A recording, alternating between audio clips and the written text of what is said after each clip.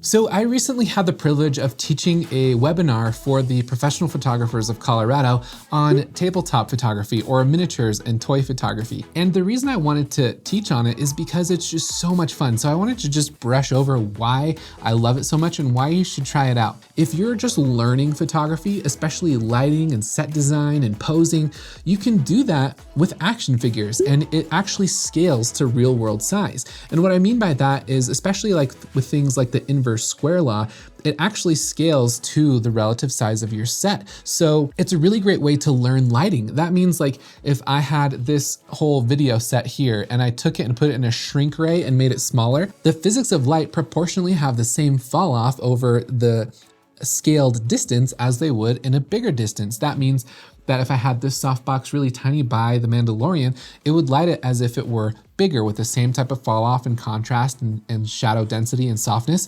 And that is such a huge benefit to learning how to light. So it's a great way to experiment. It's a great way to test yourself. It's also a fun way to just get back to being a kid and playing again with your products. And it's not just helpful for learning portrait work, it also helps you understand other things like how to light products and how to work at smaller scales with macro lenses and depth of field and focus stacking. And I could go on and on and on. It's just a really fun and creative and expressive way to do photography without the stress of a full-size studio or having to plan having models coming out or hair and makeup artists or anything that's high stakes.